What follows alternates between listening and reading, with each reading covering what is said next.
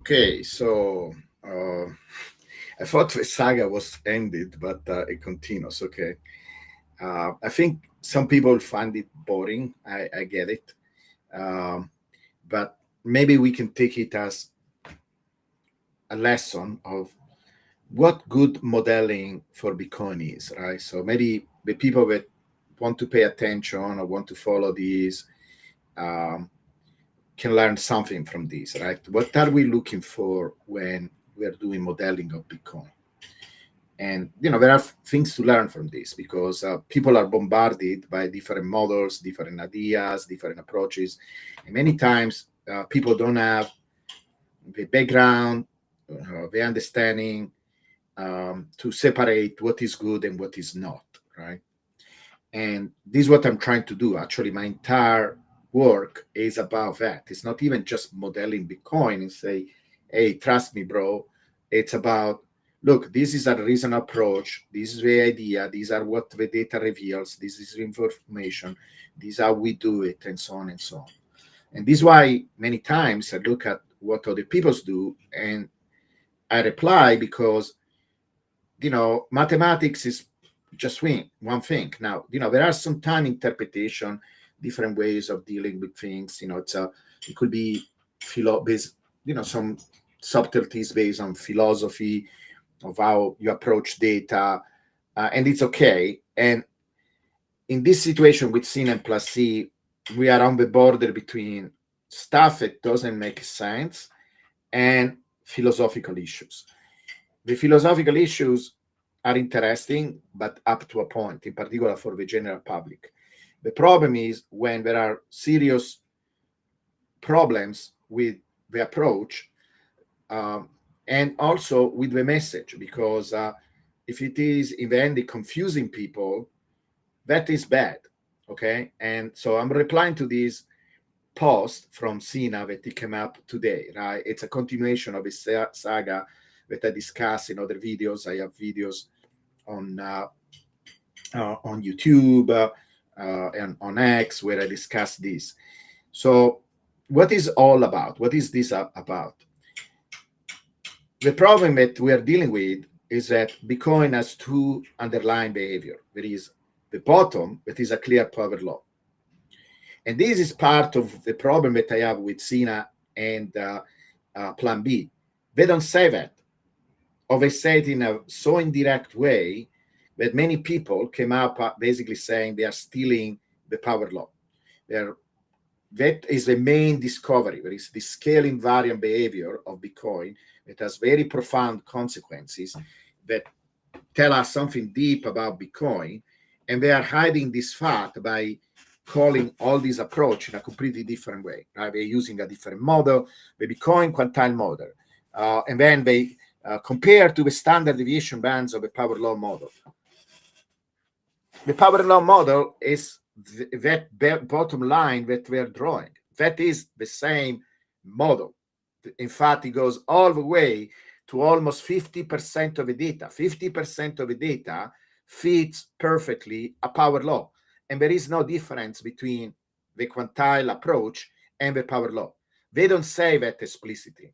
And that to me is bothersome because it's on the border of being intellectual theft. Okay. I would not have any problem if I wanted to improve on the model and they wanted to address the bubbles. Okay, that will be a honest way of doing it. They will say there are two components. There is the underlying power law. The quantile is no different from the normal power law. We just want to find a more universal way of addressing also the fact that Bitcoin has these bubbles.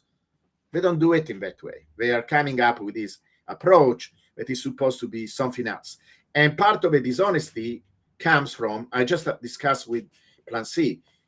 They don't want, I ask them 100 times, can you show the same graph in a log graph?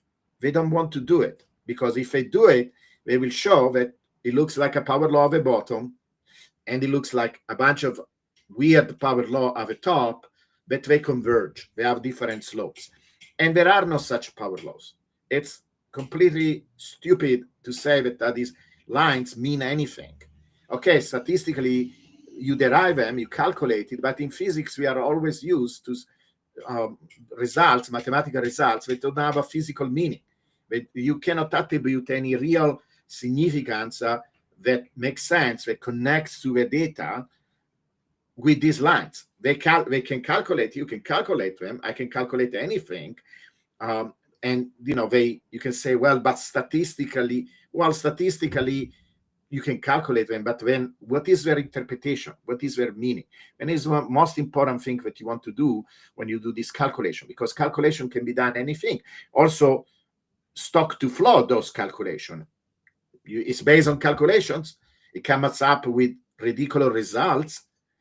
They are not doing something different from what S2F is doing. S2F is trying to fit the wrong functional form through the data, and it gets terrible result. And also it leads to refitting. This is why S2F needs to refit every single time. Plan B needs to change his model every cycle. These guys, in fact, not just they will have to do, but they already did. If you look at how this model looks like, if you include only 2 bubbles, it doesn't look like when include 3 bubbles. And they call it, it's stabilizing. Well, Plan B can say the same thing, that this model is stabilizing. It's BS.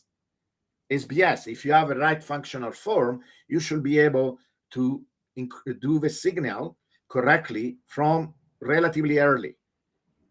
For example, the bottom, we need only 4 years. With 4 years of data, you can actually predict what is going to happen several years ahead. You cannot do it with these top quantiles. So they project this important ability, because Sina is a professor. I like Sina. I try to do this as little as personal as possible.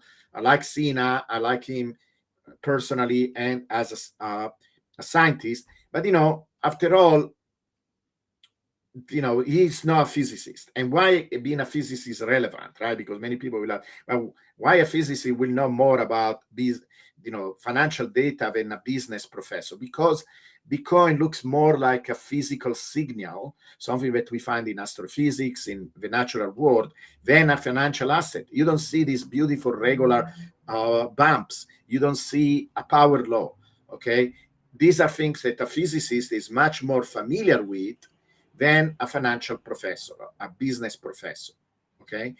This is the entire point. That is the entire idea of using power law. So they are adding the fact that they're actually using power law, because basically the reason why they don't want to use a log-log graph is because it will show that these lines that they draw, because today they even say, there are different equations. There are no different equations. They are all, different equations, unless you're playing with the words, because these different equations are nothing else than different lines with different slopes. Okay, in theory they are different equations, but not in form, not in the type of equation. The type of equation is the same, using a bunch of straight lines. There is no meaning for these straight lines. The straight lines eventually, because we have different slopes, they will come all together.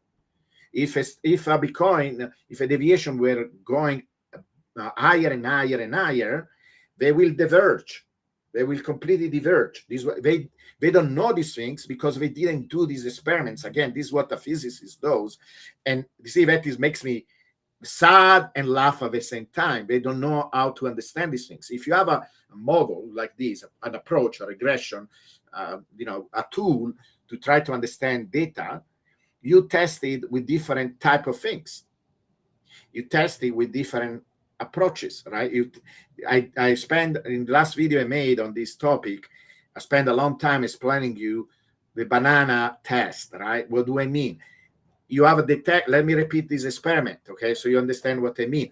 If you have something that is supposed to deal with different type of data, for example, a fruit detector, I'm not going there and showing it some complicated real fruit, right? Because I don't even know what this fruit is. I don't understand it. I don't know the name. I don't know what it is. I start with something I'm familiar with like a banana. I show the banana, and if a method tells me is an apple, there is a problem with the method. I will not be, I don't feel confident about applying it to the complicated fruit. And if you tell me, but your banana is not like my complicated fruit, you're missing completely the point. Yes, that is the idea. I'm trying to use something that is, in fact, actually my example, and my example is this. Okay, show you what my example is, but they don't want to address because now we are dismissing it. Because I'm sorry, this is really a serious issue. It makes me feel that this, that both Sina and Plan C don't understand basic way of deal with signals and data. I'm showing this example. This example is not an extreme example. You could say, oh, this is bad data. How is bad data? How is bad data? It's not bad data. It's very close to what Bitcoin does. In fact, this is exactly the same type of graph I use when I do what is called the full model. The full model that I draw, that many people are familiar with, can catch the tops, can catch the exponential decay. It can catch. So you can argue that this is not universal enough. That we don't know if a periodicity continues, but that is not the point. Is your model able to represent correctly what is going on right now? And let's say that what is going on right now continues in the future. It's not an assumption. I'm just saying if your method is general enough, it should also be able to consider this case. Because this case, we can replicate it. We can replicate other case. We can make the tops are going higher. They can go. They can be random. We can try many different tests, right? We can show to the method many different type of fruits, and if it fails with many of them, then you are not confident in using it in the future. You understand? So there is no. They are claiming things that are not possible to be claimed. You cannot say that this method will be able to catch many different type of Bitcoin behavior when actually I show you one type that doesn't do a good job with. And this is not like I could understand if I try to make something completely crazy, completely unrelated, something that it's kind of I'm trying to trap you or something. It's not an extreme case. It's what you're watching here is a power law. The signal is made of a power law at the bottom. That is what they also recognize. We say, oh, the quantile made. They don't say it explicitly, and that is part of the deception, because I don't know how to call it at this point. It's kind of a deception, subtle or not subtle, that there is a power law in the quantile model too. The quantile model reveals the power law. It's just another way of doing regression. And then what they do, because basically we are saying, let's use power law to explain everything, also the top. Again, they don't say it in that way. They say that it's some equation, and they show always the log linear form that is the right side. You see how my right panel looks like theirs, right? These curves. These curves are straight lines, in the log graph, and they don't tell that. See, this is why I care about these, because I spent a lot of time in explaining the significance of that straight lines at the bottom, the idea of scaling variance, all this. And they mess it up by introducing these arbitrary lines that don't have anything to do with the lower lines. Where it's beyond a philosophical issue. It's a question of confusing people. You are confusing literally people, because they're basically saying, well, this thing is the real thing. It doesn't have anything to do with the power law. No, it's a power law up to 50% of the data, even for the quantile approach. So 50%, in fact, it turns out 52% of the data can be explained perfectly well by a power law at the bottom. But because there are these oscillations, the signal is more complicated. But can we reconstruct the signal? Yes, we can construct. What you do, you separate the bottom, and Sina said this is not the right approach. It is the right approach. If there is a clear signal at the bottom that is the general trend, it's actually a pretty standard thing to subtract the general trend, because you identified it and your model identifies it perfectly, and then say, okay, how the rest of the data looks like. it's a completely valid approach, and their way of saying there is a general method that can handle the data no matter what is wrong, because I can show in this example, and we can discuss it in a second, what is wrong with it. What is wrong with it is this. Notice how, again, independently of the fact that this thing is a good representation of Bitcoin data or not, it is. Don't listen to Sina on anything, because at this point I'm really upset about this. It is a good representation because the same functional form, I can represent all the tops and all the bottoms of Bitcoin perfectly. Now their argument is, but you're doing that based on few data points like the top. Well, it works. Now you can say, well, it doesn't have predictive power because you just use few data points. It doesn't matter, because imagine Bitcoin really does this. Then yes, I'm using for this for a few data points, but because Bitcoin really does this, it will also continue to do it. Okay, you again saying that it's not the statistical right approach. It can be correct, but it doesn't mean that it's not a valid approach. It is a valid approach. You have to tell people, I did it with few data points, and people understand that you could be wrong. That is not there is. But even if I had 1,000,000 data points, yes, the statistics will be more corrected and will be more likely, but it doesn't guarantee anyway. There is no guarantee, because you had 1,000,000 points that you will have the next bubble will follow the other ones. There is no guarantee.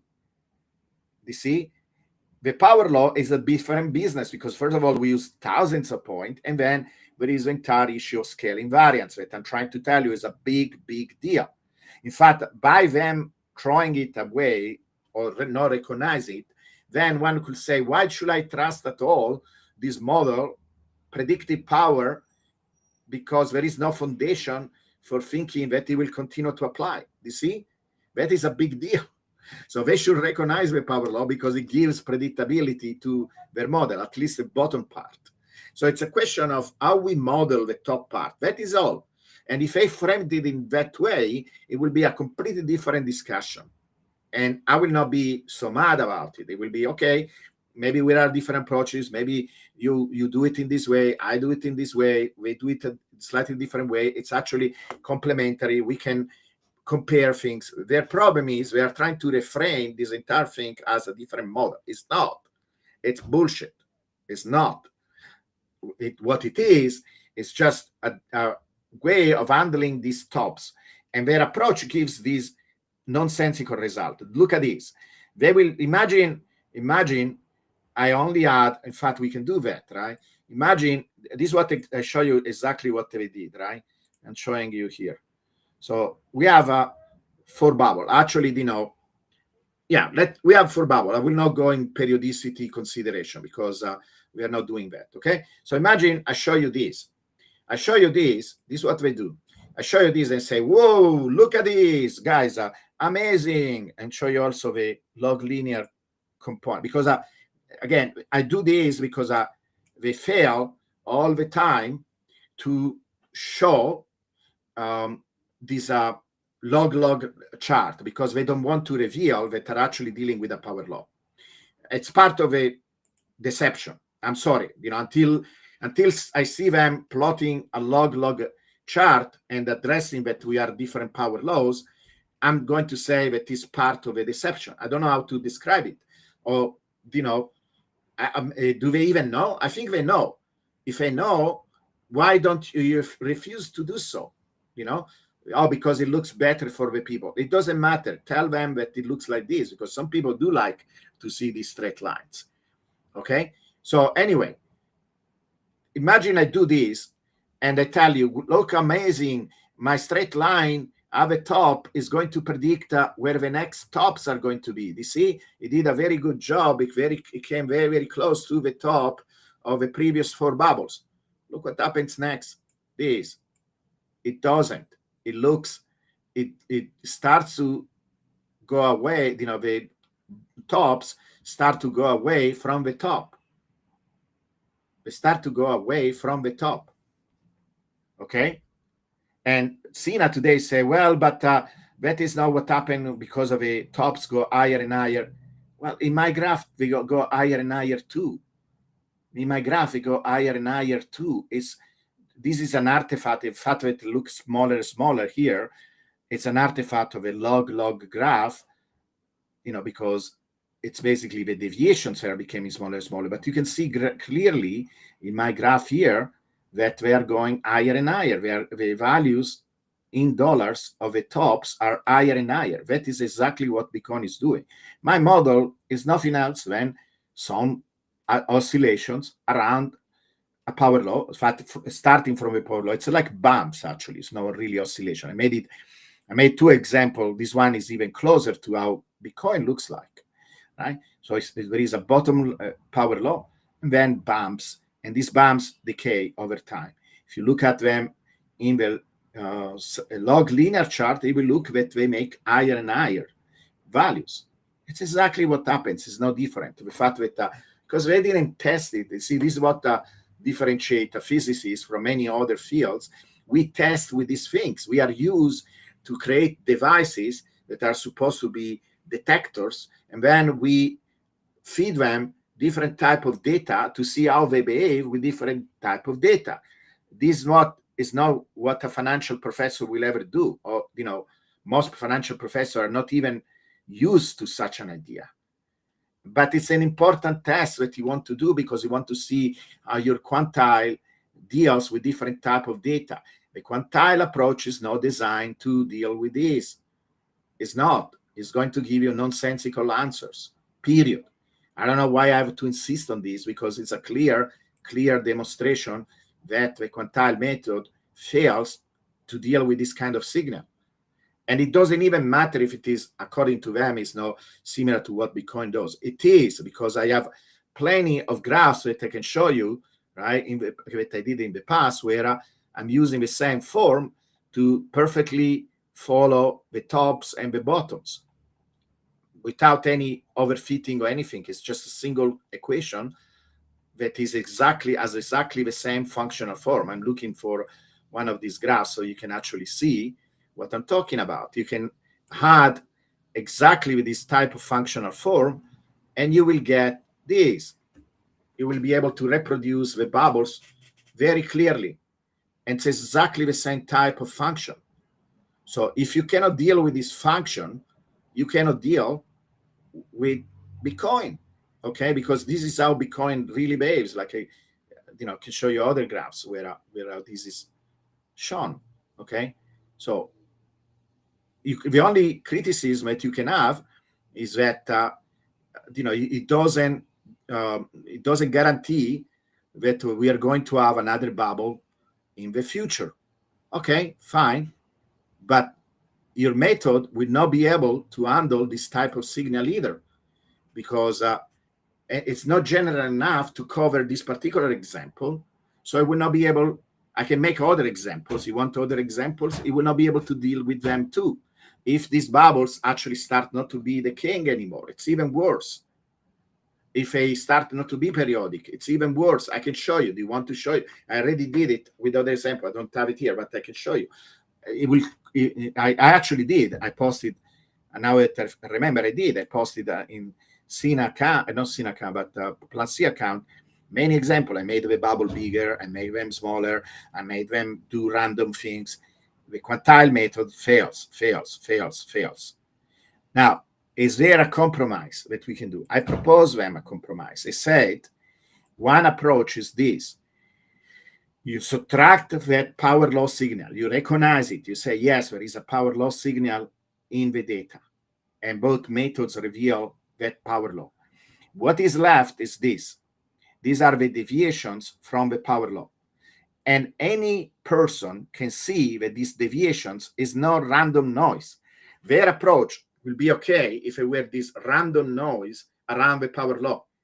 Then, and it turns out if it was a Gaussian, like, very well distributed, symmetric distribution around the power law, then normal type of regression, like a least square regression, will do a good job in dealing with that. And it will reveal the deviations from the power law. But it doesn't do that. It does this. It's much more structured signal. And in fact, what I should do, I should draw straight lines through these. Do you think straight lines through these, it's better than these exponentials? These exponential capture the fact that the deviations are decaying. It's the right functional form. We are never going to intersect. We are never going to intersect. Like straight lines will intersect. It will be it's almost like a childish way. See, let me show you. This is what they do. This is what they do. They draw a bunch of straight lines through the data. Okay? They draw a bunch of straight lines. They draw a bunch of straight lines through the data. Okay? Does it make sense? It doesn't make any sense. Okay? So it does absolutely make no sense. This is what we are doing, and they refuse to admit it. Okay, so I'm trying to make it larger so you can differentiate them. Okay, let's make them larger. Okay, so this is what we are doing. They are basically drawing these lines like this. Which one does it better? Which one fits better? These straight lines that mean nothing because there are no straight lines through the data like that, or the exponential decay lines. Now, again, Sina will come and say, well, but you are assuming some kind of, but you are assuming two. You're saying they are a straight line. I'm saying they are exponential. The assumption is both there. A line is no more universal than an exponential is. A line is universal when you have relatively scattered data and so on, when, it's the best you can do and say, I'm trying to do my best. I'm going to find something that is, explaining the general behavior without making more assumption. But here it's clear what the signal is. You cannot use straight lines through an exponential decay. It's exactly what Plan B did. And this is why his model needs to be refitted every single time. This is what they do. If you use only the first few bubbles, you get one answer. Then if you include the last bubble, you get another. This approach will not have a problem because it follows the decay. It follows the decay, adapts to the decay. Now, if a decay changes, etc., we can try to test what happens if. But again, neither method will work well. You need to include somehow what you're seeing explicitly to model it. That is what modeling is all about. You're trying to come as close as possible to what you think the signal looks like. There is not an agnostic a way of modeling things if you don't know what you're modeling. Okay, there is no such a thing. A straight line is an assumption, as it is the exponential, but at least the exponential is closer to what the data looks like. So they are hiding all this information and they are giving misinformation of what we are doing. We are doing this when I'm doing this.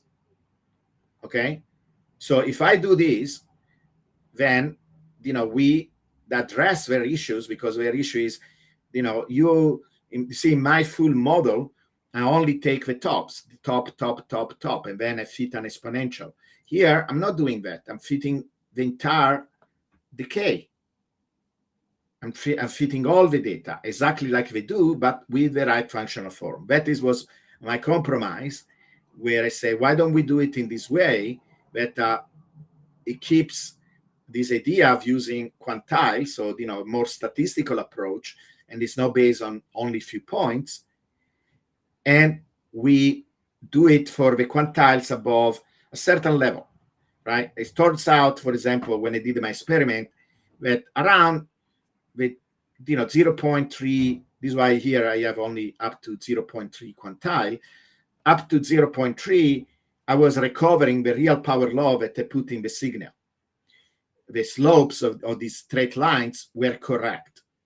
And then they started to deviate very largely from the straight lines at the bottom. They were giving me nonsensical result. It's not a physical result. And so it doesn't matter that you're saying, you don't like it because you don't want to separate the signal in components. But if a signal as component clearly clear component, then that is the right approach. You want to separate the different contributions to the signal. And so there is nothing arbitrary. And one can use, you don't have to do it in this way, arbitrary, like I did choosing something that, it's not arbitrary. I explained you the logic, but there are more sophisticated methods. For example, money or debt, that is Stephen Perrenot.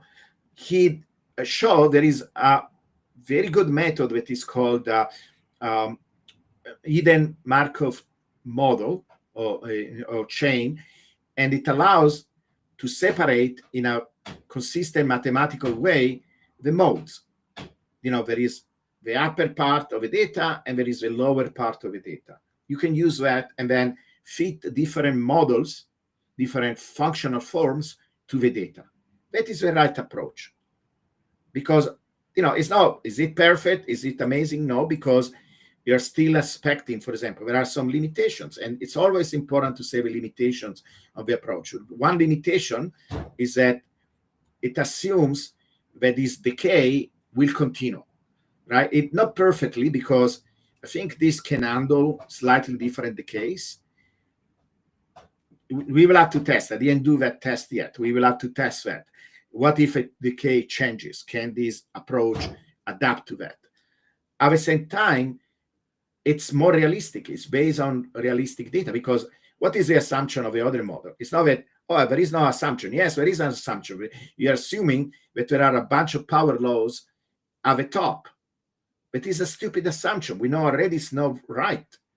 So they are lying when they are saying, this is a more general way of doing that. No, it's not. There is nothing general in using a straight line when clearly the data is not a straight line. There is not a straight line here. There is not a straight line. You see a straight line? I see exponentials. I don't see a straight line. So they're lying. And, my problem is multifold. First of all, before I explain what my problem is with all these things. So look how it looks like when I approach.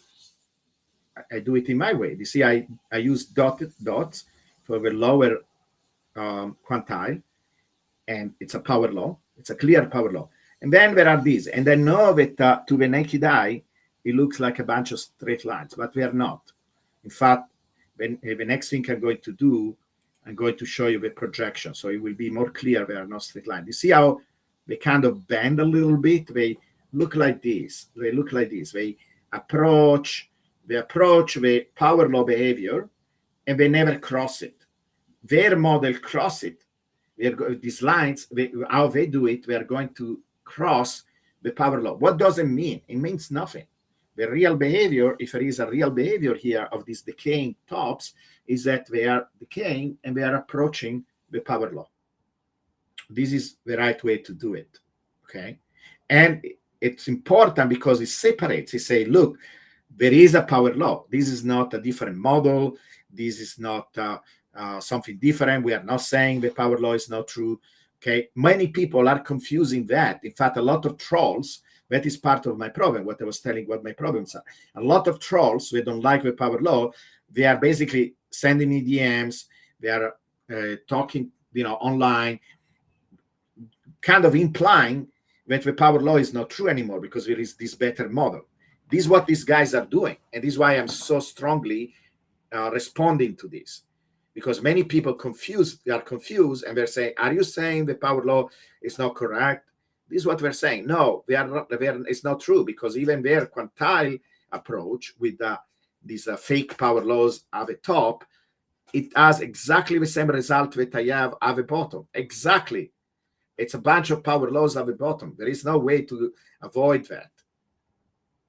And it really pisses me off to really almost like really makes me mad that we are obfuscating this. We are doing a bad service to the community by obfuscating this important information, by calling it something else that is not, and by denying these things. They don't deny explicitly, because if you are asking this question, say, is it a power law at the bottom?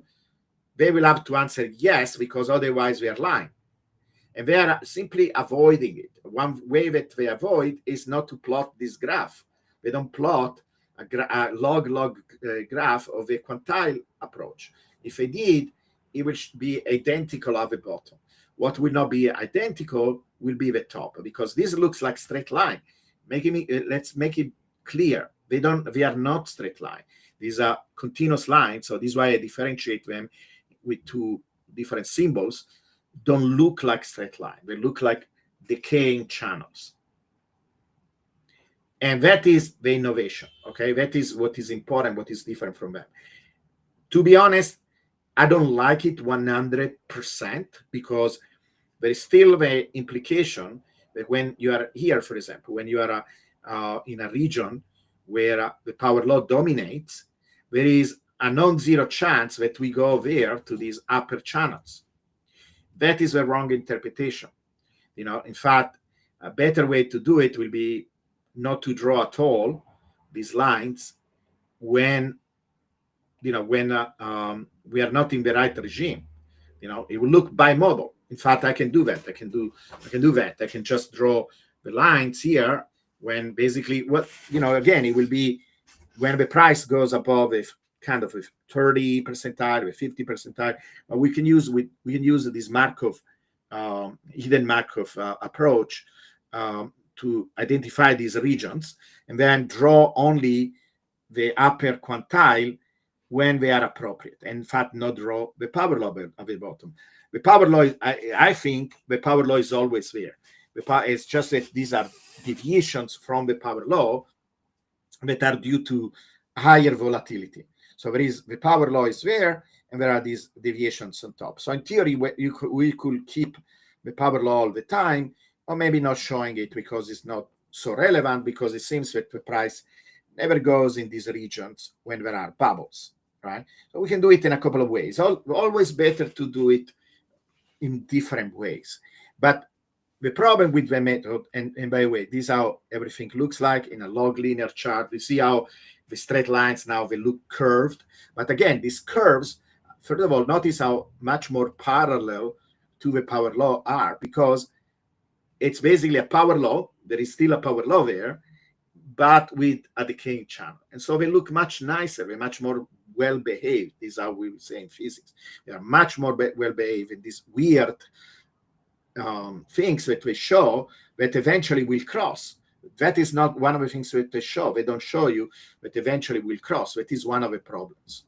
Okay. And also there is a problem in attributing meaning to these lines, because now we know what they mean. They mean there is a power law with a decaying channel. In their case, what they mean?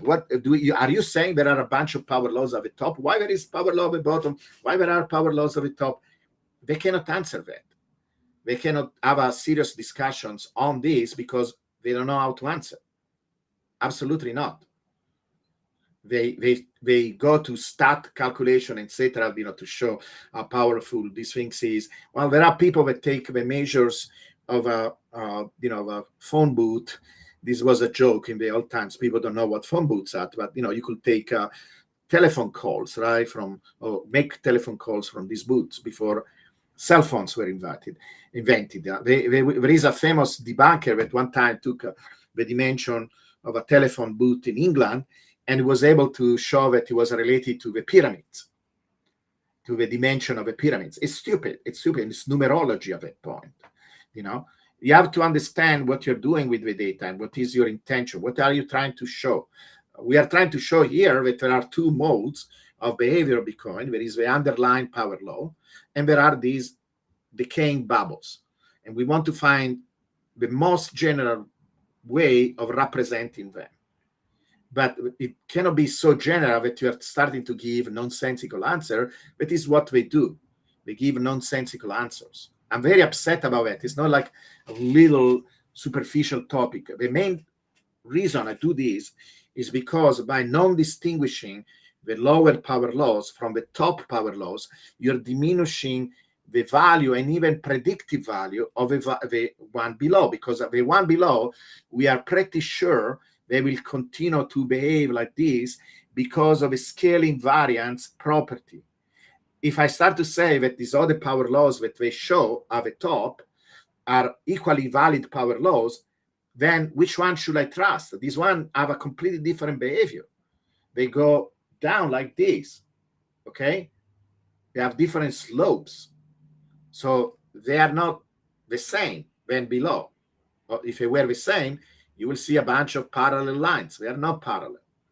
So from a philosophical, meaningful point of view, because in the end, that you need to have a coherent way of describing. That is the beauty of a power law approach. It's a framework. They lose completely the framework, and at the same time, they make these crazy claims that they are predictive. If you lose connection with the power law, you have lost all your predictive power, because now you are saying, oh, there is some this statistic that they are badly done, but we need to trust to project what Bitcoin is going to do in the future. That is what people say all the time, that the past cannot predict the future. Yes, with stats you cannot, because at most you can say, yeah, there is this range of possibility, but this is not what we are trying to do. We are trying to do, actually say Bitcoin is so precise with which actually we can tell you where it's going from a scale point of view. You lose that. You completely lose that. So nobody should even look at their models at all, because we have no predictive power whatsoever. And these little games that we play say, well, I can predict the next stop. Yeah, you can predict the next stop, like this thing predicts the next stop. Yeah, up to 4, you're lying, because you didn't do this fundamental test to see how your model behaves under this condition. It doesn't, you see? As the signal changes and it decays, it loses connection with the signal, with the oscillations. It's just a trick. It looks like you are fitting something, and so you will expect that it will continue to go further, but you can see it doesn't. What I need to do, I will have to show you how my approach deals with this, okay?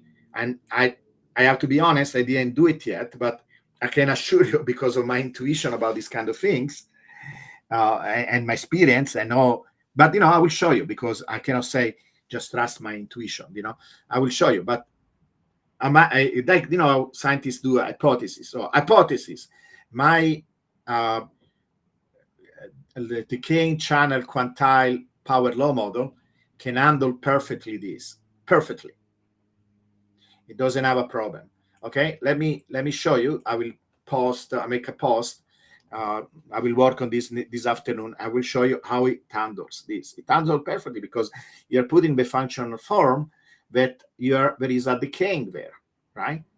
And somebody can again object and say, well, what if Bitcoin doesn't continue to do this? Well, both approaches will have problems, because if it doesn't continue to do this, your straight lines will not be able to follow that signal, and my exponentials probably start to lose connection with the data too. We will have to adapt our models, okay? But which one is closer to what is going on right now? This, okay? So the bottom line is this: you should trust the power law, because and again, trust quote unquote, because you never trust anything in math and physics and so on. You have the bottom is much more reliable, because it's consistent across many different quantiles, all the way to 50, right? So it covers the bottom, it covers the entire deviations in these regions when we follow closely the power law behavior. And it gives you an idea. It's okay as a representation of the behavior of a bubble. And the prediction, and so here is what I'm missing, is the prediction that I'm going to make based on this. I'm going to project it in the future. The predictions are an indication. They should not be taken seriously. And they say again, even when I had my oscillatory model, I always say that I think it's the best representation. I still think that is the best representation.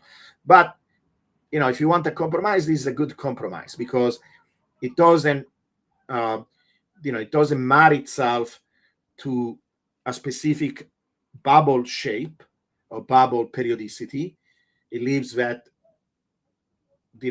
not explicitly described. We can even do that. I show that you can actually include even the oscillation if you want, right? But then it became kind of defeats a little bit the purpose. It creates this nice quantile oscillatory patterns that is really cool to look at, and it's an addition to our arsenal, right? Where people can also look at that and say, oh wow, there are these quantiles channels now that follow the oscillations. But if you want to go a little bit away from that and say, well, let's now assume a particular oscillation, because actually that pattern misses the first bubble. The first bubble doesn't follow these very precise oscillations, but the decay does. In fact, we included the first bubble in the decay, so the decay includes the first bubble. The oscillation doesn't. Okay. So this is, in a sense, this particular approach is the most general approach. It does better, right, the top than the quantile method, and it does the same thing when the quantile method at the bottom. So this is much better. It beats that stuff by 100 times, because it solves all these problems with meeting straight lines, with the fact that you lose connection with the tops. These lines follow the tops. They continue to follow the tops. No. They are, again, I show you one more time. This one. See, this is what we are doing. We are saying, oh, look, it works for the first top. It works for the second top. First of all, it doesn't, because if you actually connect only the two tops, you will see here I use all the tops, even the small tops. Why the small tops don't make the line start to go down? It doesn't, because by definition, you're including only the upper quantiles. And so after the first few tops, the upper quantiles are only there. So it doesn't need to include the next ones. So, of course, after some time, and this is what Plan C says, oh, but the signal became stable. Yeah, of course, because after a certain point, it's not going to include these other oscillations. We are going to exclude it, so it will stay stable. It will not change. These straight lines after few oscillations will stay stable, but it doesn't represent anything anymore. You see? It doesn't adapt to the signal. It will be already bad, because it will basically, you will need to change the signal all the time. You will need to change the stop quantiles all the time to adapt to whatever is happening below. But it doesn't even do that. It gives up. At a certain point, it gives up. See, this is the problem with people that don't understand really how to do modeling completely like a physicist do. And I'm serious about it. I know it sounds arrogant, but this is why the physics approach, the physics way of thinking about data and information is superior. This is why you don't see physicists can do business, but business people cannot do physics. See, that is the point. And I know it's very arrogant for the general person, but it's a truth. It's a very important truth, because they train us to think in this way, and many other fields don't think in that way. You have to test it. You have to test it with things and see, okay, will it work under this condition? Will it work under this other condition? How general my model is? It's not. So don't claim it's a general model when it's not. We are talking about assumption when they do more assumption than we do. Or at least we explicitly claim what are our assumptions, and they don't. So that is a problem. Okay. So anyway, hopefully this is useful. Again, I hope that you don't get bothered by this continuous saga, but it's an important thing, because I want people to start to understand what is going on, how we are dealing with the data, why we are trying to emphasize certain things versus others, and over time, hopefully, at least some people will get it. I see more and more people getting it, and that is important. And if some people fall behind, eventually I think they will. If we continue with explaining what is important, what is not. So anyway, I'm going to take some questions if there are any. I don't know what. Why? Okay. It's showing these. I'm going to go back here. Okay.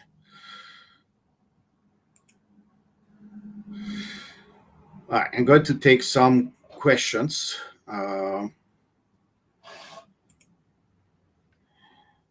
If there are any questions at all. All right. Yeah, there are. Let's address some question. Buonasera, Maestro Santostasi. Okay, hey Joe, I heard Plan B and laughed. Hey, Professor, this is funny thread, blah, blah, blah.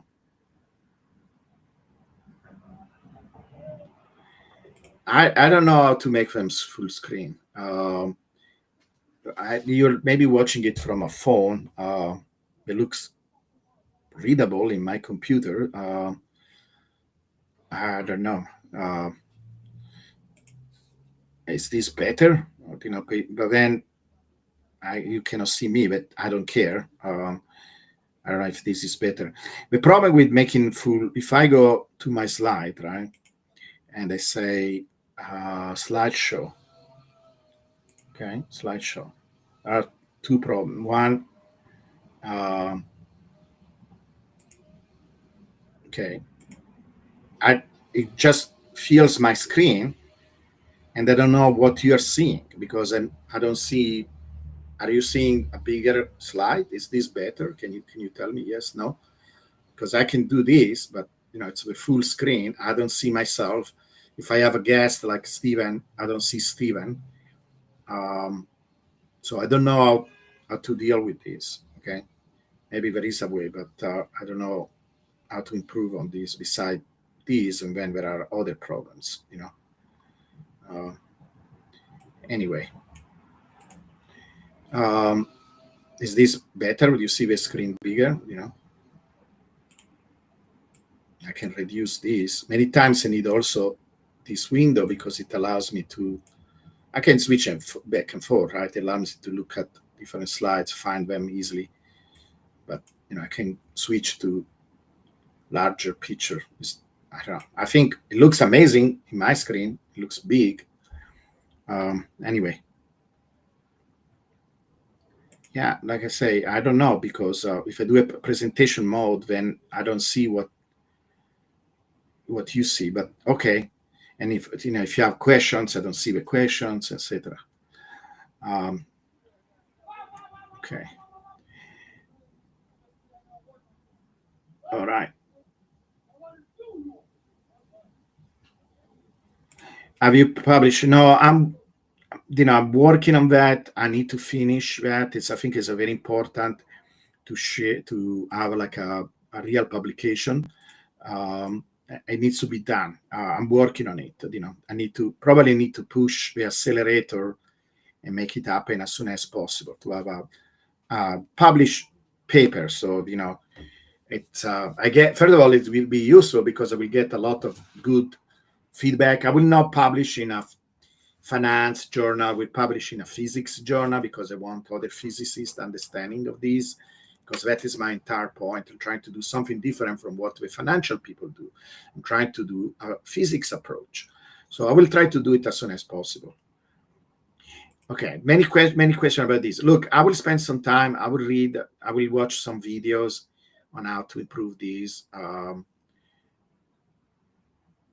I can always pause the slide. What I can do when I do these presentations, I can pause the slides on my X so you can follow along. That could be another thing. But let me see if I can improve on this. Okay, given there are so many people that are basically about this. Well, he's not happy about with the title, but it's the truth. It's the truth because it's basically the same idea, right? I mean, it's not as bad because of the problem with Plan B that is even using the wrong quantities, using S2F that is not correlated at all, and here they're using price data that evidently is correlated with Bitcoin. The problem is that they are fitting the straight line, so the analogy with S2F comes from this. They are fitting straight line. You see, I can always fit straight line. I did it by hand here, but I could do it in fact, just to show you, I can do quantile regression like they do it on these deviations, and you will see they look like straight lines. They will look like straight lines. Oh, well, Okay, so we will look straight lines in a log-log graph. Let me take it back. We will look straight lines like in a log-log graph. So I probably need to do it, so you will see the difference between the two. They are fitting power laws, and it's problematic. It's problematics. I'm fitting exponentials, so they are fitting power laws where power laws don't belong. That is the problem. And they don't frame it in that way because they are afraid to use the word power law. They don't want to use the word power law. But what they get, if they had the honesty of showing the graph in a log-log graph, they're a quantile regression in a log-log graph, it will look like a bunch of straight lines. And they don't say that. That is part of what is going on, but that pisses me off. Line crossing over when projected forwards. Where? In their model, that what happens. In mine, doesn't. Because mine are not straight lines. Mine are not straight lines. They are only straight lines at the bottom, and they are not straight lines at the top. They are not. But in their case, yes. So tell me, do you see straight lines in this? There are no straight lines. That is the problem. Yeah, so he then, and if you have a, see, that is Sina concern, because, Sina is the professional. And we can have, we have different backgrounds, we have different ways of looking at the data, but it doesn't say completely stupid things or, completely stupid things. It does say somehow wrong things, and it doesn't, for example, it doesn't understand the validity of my example. It dismisses it. He thinks it is some kind of weird case. It's not. It's exactly what I use to actually model Bitcoin. And it doesn't matter, okay? Because if this method was general enough, it should also handle with my example, and other possible example. It doesn't. So it's problematic. But is one of his criticisms was, but then you resort to divide the data in an arbitrary way. No, because you can use this method that are not arbitrary at all. Is like exactly, it's used for speech recognition, it's used for many different things. The difference is this: Sina is a better than most financial people because, for example, I have to give enormous credit to Sina when he came to my rescue when I was discussing these things with typical financial people, and they were coming up with a ridiculous criticism about the power law, like, oh, it's autocorrelated and things like that. And Sina correctly came up and said, no, you guys are wrong. He was defending me. And I thought, whoa, Sina is not a typical finance person. He understands this issue in a higher way. And that is true. But not, it seems even him has limitations when it comes to things like that. You have to think about this like if it was a signal, because it's not just random. I mean, this is already demonstration. Look at this. It's a very structured data. So this is what is left over after I take off the power law. In fact, many use this as a criticism. We say, well, your power law doesn't work because what is left. What are you talking about? There are two signals. It's not that it doesn't work, and we are just saying the power law describe a majority of the data, but not all the data. That is the way of thinking.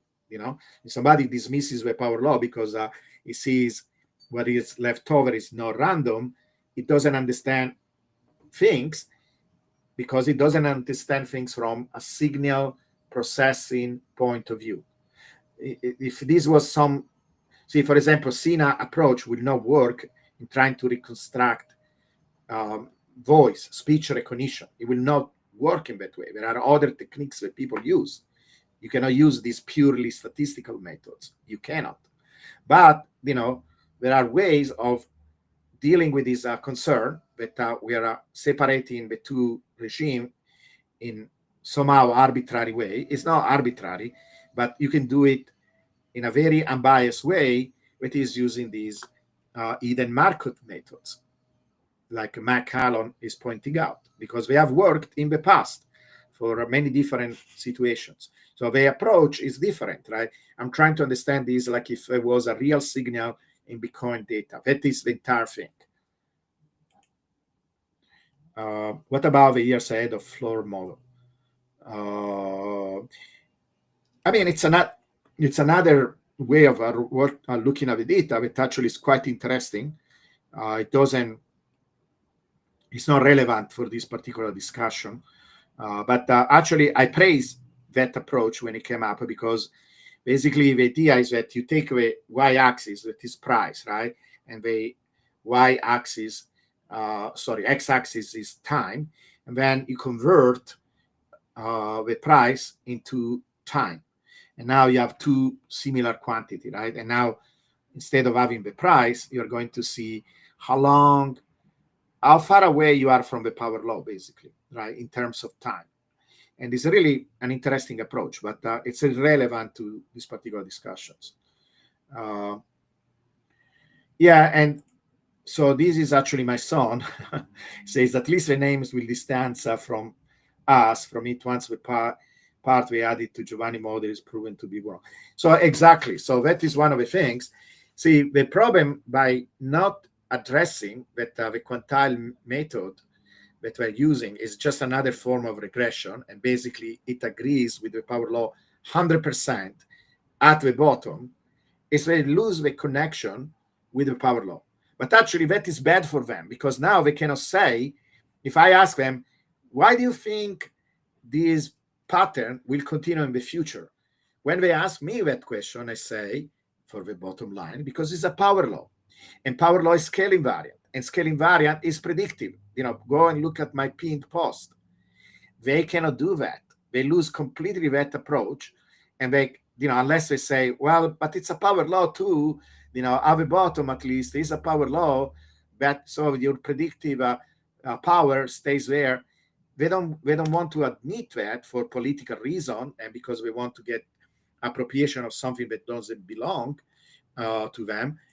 That is the bottom power law, and and they are losing that connection with the power law. That is the entire point. So it's ridiculous what they're doing. And the top, even less, because I am the first one saying all the projection for the top should be taken with a grain of salt. So I'm actually the one that is more honest in this, because I'm saying be careful about the projection of the top, because they are not as reliable as the bottom, because they include all these complicated behavior that is oscillations, decay, and blah, blah, blah. So be careful. But, what they don't do is, this is a universal model, works with everything. It doesn't. So it's kind of, dishonest to claim otherwise. I'm sorry.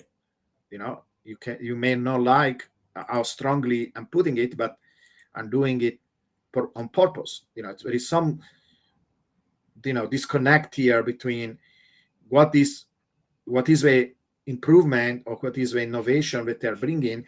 I think the main one is pointing out that instead of looking at the tops, right, and relying on single dots on the top, you want to use quantile. But you know what? Even them do the same, because another thing that they don't show, that I will write a huge big article where I show you all these things.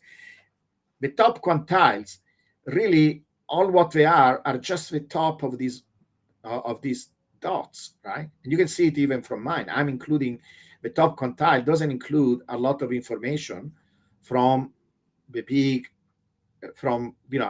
It mostly includes the information from the tops. So we are not doing much different from what I'm doing when I just use the tops. But now, you have the other quantiles that are more reliable, because in my approach, you can use the 90%, right? The 90% now, it will not tell you exactly the top. It will tell you kind of close to the top, right? But now you're relying on many more points than just few dots. The problem is that there are huge gaps between these bubbles. So no matter what, you are still fitting clusters.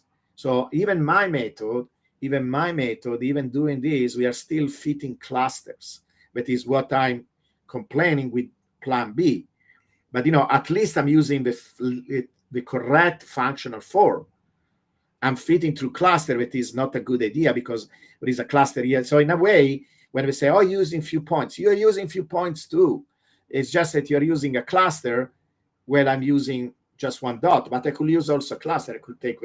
I could average out the top using, the closest 15 days around the top, closest 15 days around the top, average that and then fit. Now I'm not using any more 3 points, but they are cluster. And do they do something different?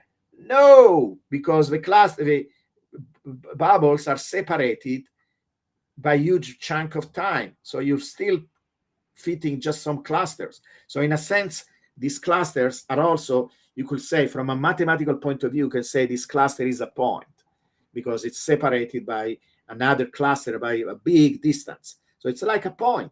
There is no way escaping from that. There is no way of escaping.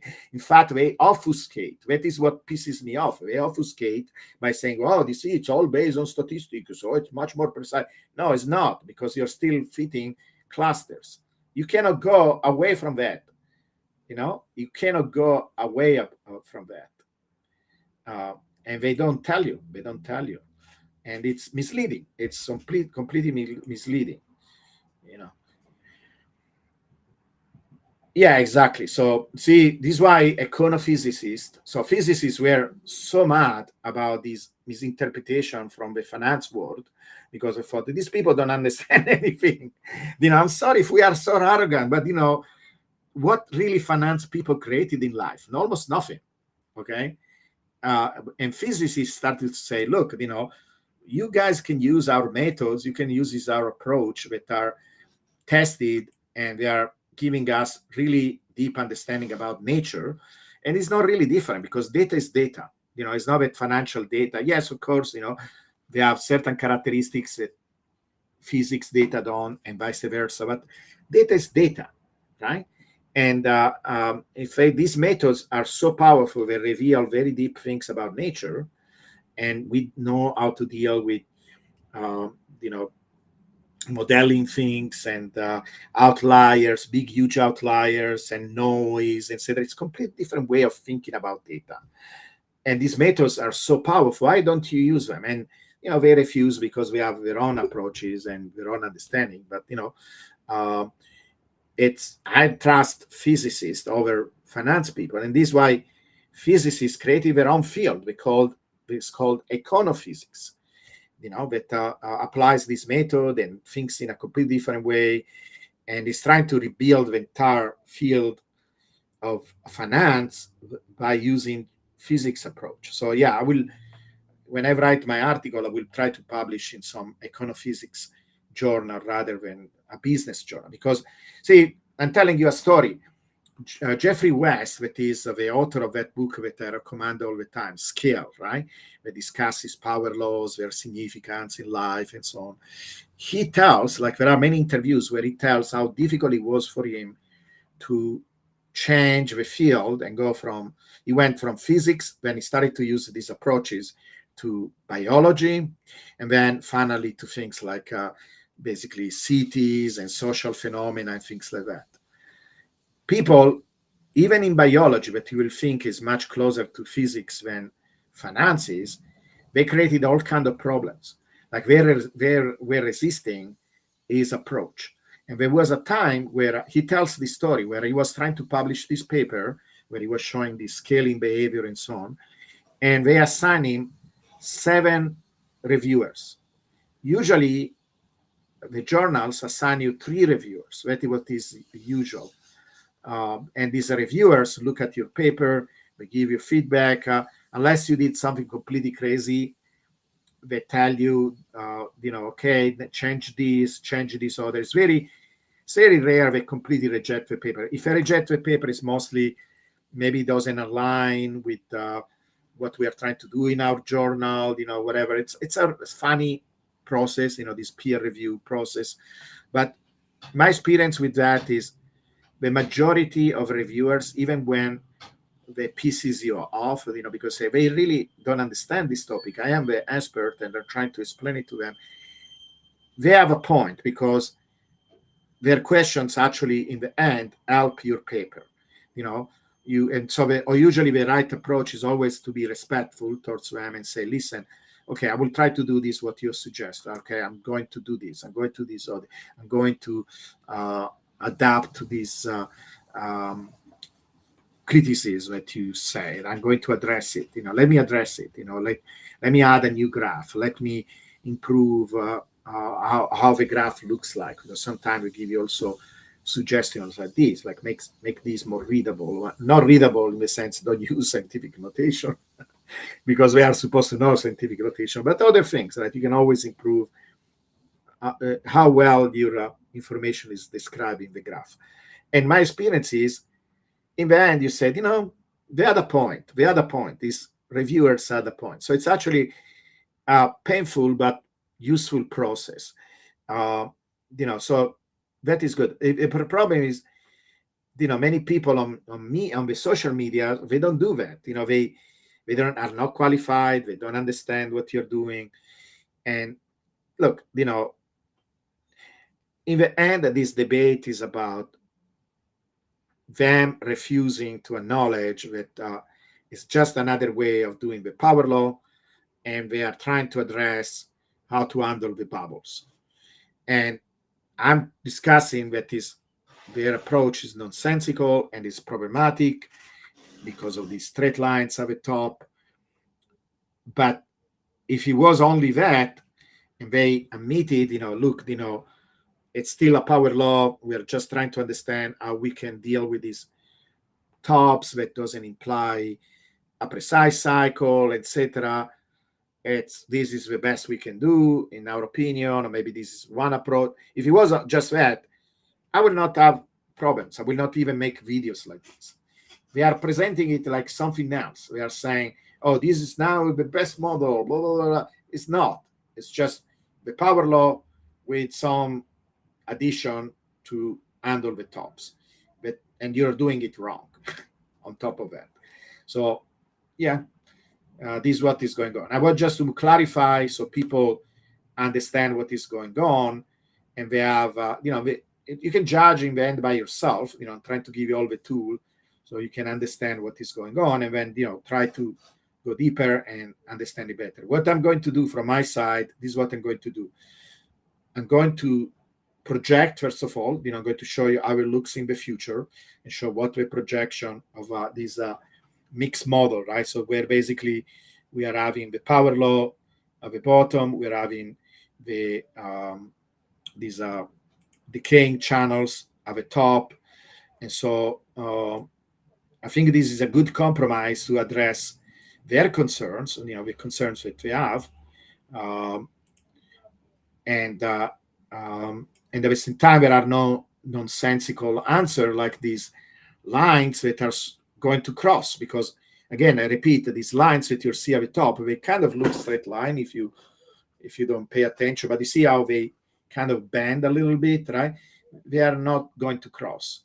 They are going to come closer and closer to the power law, but never cross,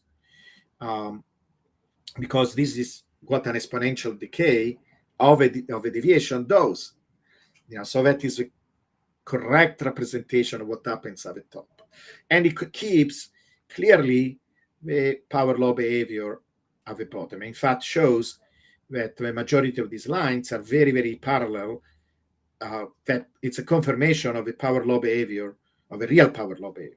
So this is a much more honest graph, and it has all the information. What I'm going to do, because people like dates, I'm going to add the dates. I'm going to add real prices, like people say, because they don't like the scientific notation. They cannot read it.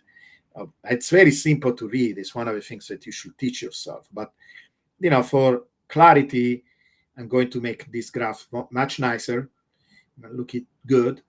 And then I'm going to do projections. I'm going to add the dates. And we can have both versions. We can also have these if people like better to read linear dates. And so we can put them both, right, side to side, so you can see what is going on. And it's clearer, it's not faking with reality, So this is what I'm going to do. This is my task for the next couple of days. So I will produce this graph. All right, guys, unless you have some further questions or comments, I'm going to end it here. And again, I hope this was not just a waste of time for you, but it was something that you found useful.